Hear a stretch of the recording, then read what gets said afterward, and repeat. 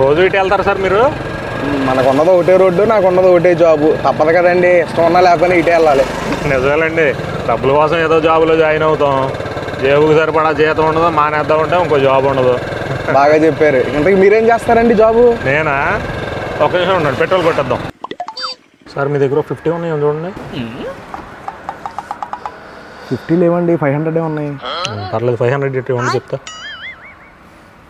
అన్న 45 rupees petrol కొట్టవా? దిగేటప్పుడు తీసుకుందరు వెళ్ళండి చేంజ్. ఇదేమన్నా ఆర్టీసీ బస్ ఏంటండి దిగేటప్పుడు చిల్లర తీసుకోవడానికి? జోకులు బలేస్తారు సార్ మీరు. బస్ అంటే గుర్తొచ్చింది, ఆర్టీసీ బస్ ఎందుకు ఎక్కలేదు మీరు? ఈ రోజుల్లో ఆధార్ కార్డులు ఎట్టుకెళ్ళి ఆడవాళ్ళకే సీట్లు దొరకట్లేదు. ఇంకా నోటిచ్చి టికెట్ కొని 4 వాళ్ళకి సీట్లు ఎక్కడ దొరుకుతాయి, అందుకే ఎక్కలేదు. అది నిజమేలండి, నోటికి బస్తీలో ఓట్లు దొరుకుతాయేమో కానీ బస్సులో సీట్లు దొరకవు. బాగా చెప్పారు. ఇంతకీ ఏం జాబ్ చేస్తారో చెప్పలేదు మీరు.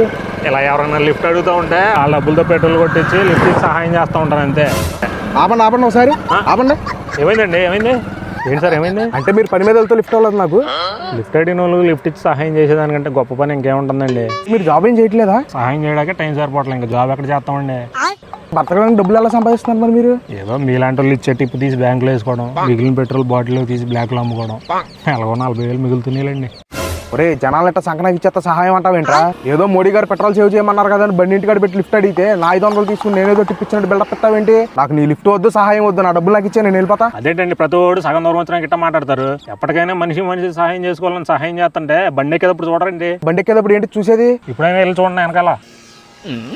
లిఫ్ట్ మధ్యలో వద్దనుకుంటే ఇచ్చిన డబ్బులు కొట్టించిన పెట్రోల్ తిరిగి ఇవ్వబడవు. ఏం మాట్లాడుతున్నావురా? ఇచ్చే మంచిగా రోజులు లేకుండా పోతున్నాయి అసలు.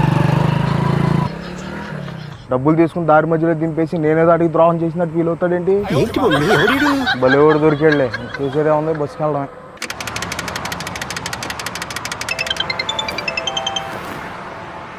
హలో నిఖిల్ సార్, ఎక్కడున్నారు? ఇక్కడే పెట్రోల్ బంక్ దగ్గర బస్ కోసం వెయిట్ చేస్తున్నా. నువ్వు ఎక్కడ? నేను ఇక్కడ దగ్గరలోనే ఉన్నా. సరే వచ్చే, నేను కూడా నీతో వచ్చేస్తా. వచ్చేసాను. రైట్ కి చూడండి.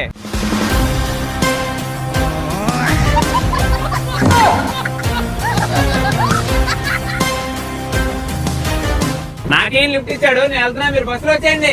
ఈ ఫ్యూచర్ లో కనబడిపోతుందన్నయ్య, ఈడికుంది దింపతలో నవ్వు ఆపుకుంటున్నావు కదరా?